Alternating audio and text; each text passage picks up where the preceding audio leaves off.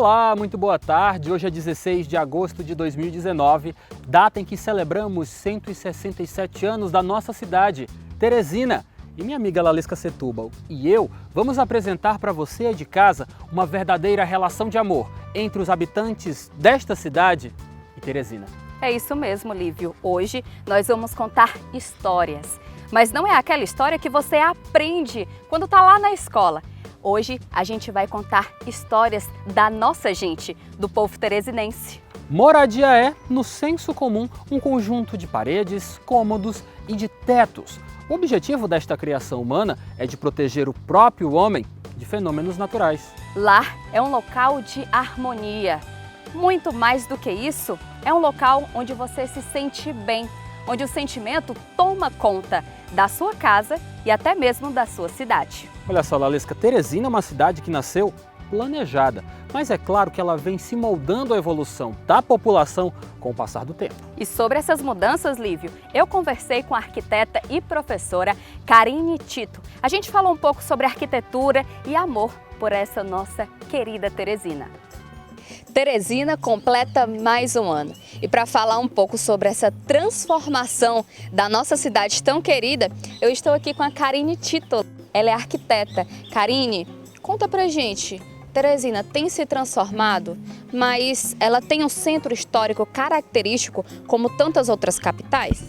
Eu acho que Teresina ela tem o centro da cidade, mas ele não é completamente intacto como a gente vê em algumas outras capitais, né? Então a gente tem algumas construções que se mantêm até hoje com as mesmas características de antigamente, mas infelizmente a gente tem algumas que foram derrubadas, a gente tem algumas construções novas que foram feitas e a gente não conseguiu manter esse centro histórico completamente intacto que conte uma história de como era Teresina antigamente. Por exemplo, alguns dos pontos mais característicos de Teresina seriam a Igreja do Amparo, aquele Marco Zero, que eu acho que é muito a cara de Teresina, é muito o início da cidade, a própria Praça da Bandeira, o Museu do Piauí, o Mercado Central de Teresina, o Troca-Troca, que se a gente tivesse que fazer um passeio por Teresina, realmente começaria ali pela Praça da Bandeira, iria ali pela Prefeitura de Teresina também, que é um outro prédio antigo e lindo, não deixaria de visitar também a Igreja das Dores, a praça, o prédio do Colégio Diocesano, que eu acho também lindo, antigo, preservado. E vindo para uma coisa mais recente, eu também acho que são muito impactantes na história de Teresina o Tribunal de Justiça e o prédio do DR, além do Albertão, que é um prédio de arquitetura brutalista muito importante para a arquitetura piauiense e brasileira. E qual a arquitetura de Teresina característica? São casas pequenas, casas grandes? O que a gente poderia dar característica, dar nome à arquitetura de Teresina? A nossa arquitetura piauiense ela é muito baseada em casas de fazenda, né? Então a gente tem muito essa característica do alpendre, dos telhados mais baixos, da varanda, do terraço. Então eu acho que isso é uma característica muito piauiense, por isso muito teresinense. E isso a gente talvez encontre mais nas casas da periferia, né? A gente encontra essa arquitetura mais simples, essas janelas que ainda são voltadas para a rua, né? E esses telhados mais baixos. Se você prestar atenção nas casas antigas, as paredes não iam até o fim do telhado, então a gente tinha uma circulação de vento que era muito maior, né? Então a gente tinha uma casa muito mais ventilada, as paredes eram de adobe, o que já trazia um conforto térmico maior para a gente. Então, eu acho que essas características, elas são muito teresinenses. A arquitetura, ela reflete a nossa característica, que é um povo acolhedor, é isso? Isso, né? Que se a gente andar nos bairros um pouco mais distantes, né, de Teresina, a gente vai ver que ainda hoje as pessoas sentam na porta, ainda hoje as pessoas têm aquela cadeirinha, as pessoas andam na rua, né? As pessoas interagem entre si, conhecem os vizinhos, e isso tem muito a ver com essa característica de sermos acolhedores. Se vocês prestarem atenção, às vezes tem casas e quando a gente se hospeda e tem 4 armadores no quarto que as pessoas colocam redes, inclusive sobrepostas uma pelas outras, né? Porque sempre cabe mais uma pessoa, a gente sempre consegue, a gente não tem muito esse hábito do colchonete, do colchão no chão. Todo mundo aqui dorme de rede, né? A rede é nosso sinônimo de descanso, nosso sinônimo de cochilo. É sempre uma rede e a gente não precisa ter muito espaço, porque sempre cabe mais uma rede para acolher uma pessoa. Karine, mas essa modernização da cidade, né? Porque é inevitável, o tempo vai passando, novos prédios vão se erguindo, mas isso não assusta quem admira a história da cidade? Eu acho que a gente tem que aprender que a gente não pode viver nesse pensamento de que no passado era melhor e de que antigamente era melhor e que no meu tempo era melhor. Eu acho que a gente tem que se adaptar às novas formas de viver e à modernidade que acontece. Então, hoje as pessoas têm uma necessidade, por exemplo, de refrigeração muito maior. Elas têm uma necessidade, talvez, com a internet, com a globalização, as pessoas começaram a conhecer outros tipos de arquitetura. E isso é natural elas quererem trazer para a realidade delas, mesmo que isso às vezes não seja tão adequado ao clima. Então, eu acho que sempre dá para fazer um mix, sem perder as características do passado, mas trazendo o conforto que a gente já tem numa arquitetura mais moderna. Então, conseguindo fazer um conforto térmico, mas sem perder a questão, por exemplo, de uma varanda, que a gente gosta tanto, né? Sem perder, colocando talvez um ar-condicionado, mas sem deixar de ter o armador dentro de casa, que a gente adora dormir de rede. Então, eu acho que dá para aliar as duas coisas, não precisa abrir mão de uma em relação à outra. Karine, tem muitos movimentos, principalmente de estudantes de arquitetura, devido a alguns problemas da cidade, como, por exemplo, a derrubada de casas antigas no centro, ou a transformação, né, da Frei Serafim para ter corredores de ônibus, para ter paradas. Qual a tua opinião sobre isso, sobre essa mudança? Eu acho que a gente tem que tomar muito cuidado realmente porque é necessário um progresso, é necessário que a cidade acompanhe o crescimento, mas a gente tem que entender que a parte de memória afetiva é muito importante também para a nossa saúde mental e para a nossa felicidade. Então, tem que se haver sempre um contraponto se o preço que a gente está pagando por esse progresso está valendo a pena a gente perder as nossas principais características. O passeio da Frei Serafim, especialmente, eu tenho uma memória afetiva imensa sobre ele. Eu estudei no Colégio das Irmãs, então é um dos poucos lugares de Teresina que as pessoas caminham, que as pessoas se encontram, que as pessoas se sentem à vontade de andar na rua. Teresina é uma cidade super quente, mas lá ele tem um microclima bem mais agradável. Então a gente tem que dar uma refletida sobre isso, né? E sobre será que esse progresso realmente, será que isso é realmente um progresso? Será que derrubar as árvores, será que fazer construções novas, colocar parede de vidro em tudo é progresso? E para finalizar, caracterizar Teresina, caracterizar a arquitetura de Teresina, a gente pode dar quais nomes, principalmente afetivos? Olha, eu acho que a minha casa favorita de Teresina é uma casa que foi feita por um arquiteto que chama Nísio Medeiros, que fica na esquina da Praça do Frei Pisa. É a minha casa preferida até hoje, então se vocês não conhecem, eu recomendo darem uma volta até lá.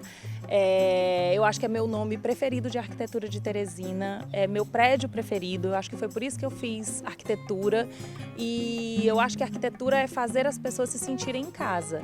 Então, eu tomara que Teresina nunca perca essa característica de fazer as pessoas se sentirem em casa, né? Seja num apartamento, seja num parque, seja na rua ou seja dentro da sua própria casa, que você nunca perca essa característica de se sentir em casa.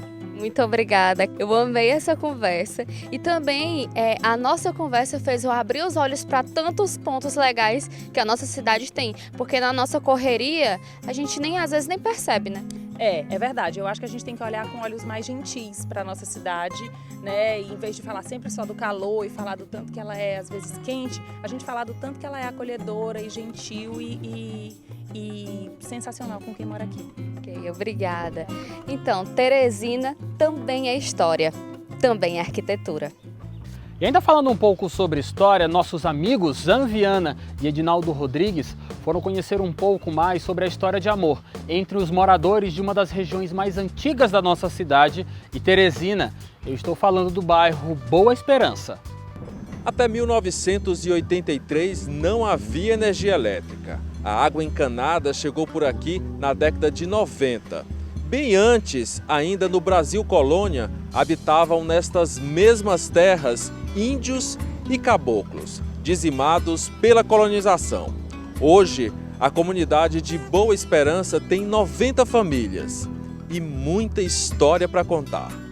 Uma dessas histórias é a do José Serapião de Souza, de 91 anos, hoje com 6 filhos, 11 netos e 2 bisnetos. Seu Serapião se emociona quando fala da chegada no local, vindo do município de Campo Maior há mais de 60 anos. Sem dar notícia do meu povo. E a mamãe acendendo luz. Era para mim.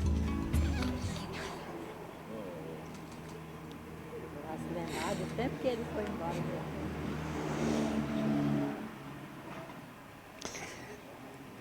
Acendeu muita vela para mim, eu no mundo grande.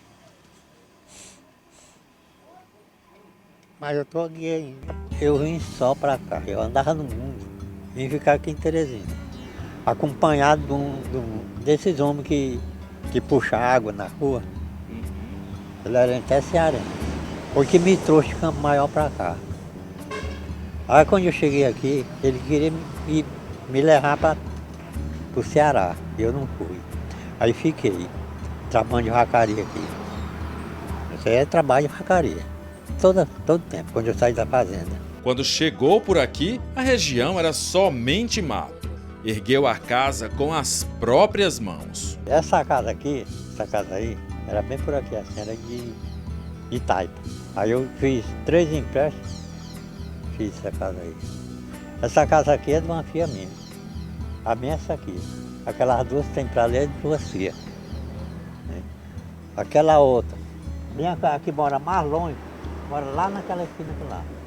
Que mora mais longe. Eu criei minha família todinha aqui. Seu Serapião diz que é muito feliz no bairro, mesmo depois de ter passado por momentos dramáticos, como a enchente do rio tempos atrás, não quer sair do lugar. No ano daquela alagação, nós amarramos a canoa do final de Dança bem ali naquele poste lá, que era um pé de manga. O poste caiu, amarramos a canoa ali. O pessoal disse que aqui é uma área de risco. A gente aqui não é área de risco, nunca foi. Ninguém conhece aqui mais que eu. Aqui não tem outro lugar melhor do que eu. Isso aqui. Dona Vitória, a esposa do seu Serapião, tem o mesmo amor pelo bairro. Aqui criou os filhos e também pelo lugar trazer condições da família produzir o próprio consumo. Tem criação de porco, galinha, pato e árvores frutíferas como caju, manga e laranja. Quando nós viemos morar aqui não tinha água, não tinha luz. Isso aí só era mato. Aqui também só era mato para cá. Só era nós que morava aqui. Aí era bom, era calmo. Hoje também é bom, né? Mas nesse tempo era mais melhor. Aí para dentro a gente tem plantio, né? De tudo, feijão, quiabo, abóbora, melancia, tudo. No inverno, só chover a gente planta. A gente não precisa comprar isso aí para comer. Não precisa comprar um ovo. Aqui é bom demais. Nós não trocamos esse lugar aqui por outro lugar de jeito nenhum. Também moradora do bairro na Avenida Boa Esperança há bastante tempo é a pensionista Maria do Socorro Ferreira. Se diz muito feliz morando na região. Gosto, o clima é bom, os vizinhos, ninguém mexe com mim. É maravilhoso para mim, que eu não tinha casa, só andava de casa alugada. Carro em cima, os bagagens, sofrendo muito. Andei muito, batalhei. Após a morte do meu esposo, com empréstimo e tudo, a gente conseguiu comprar a casinha aqui. Dona Maria do Socorro é mãe da Luzia, integrante da Associação de Moradores da Comunidade de Boa Esperança. Cresceu no bairro. Para ela, a resistência e a diversidade religiosa são características dos moradores do local. A resistência pelo direito à moradia e também a miticidade da região. É um povo com muita riqueza cultural. Aqui eu considero o berço de Teresina e tem essa diferença. Aqui mesmo, até pela questão da diversidade de moradores. Tem negros, tem descendentes de índios, de quilombolas aqui na região, né? E essa questão afro, né, aflora muito na questão da religiosidade do povo e o patrimônio cultural de cada um.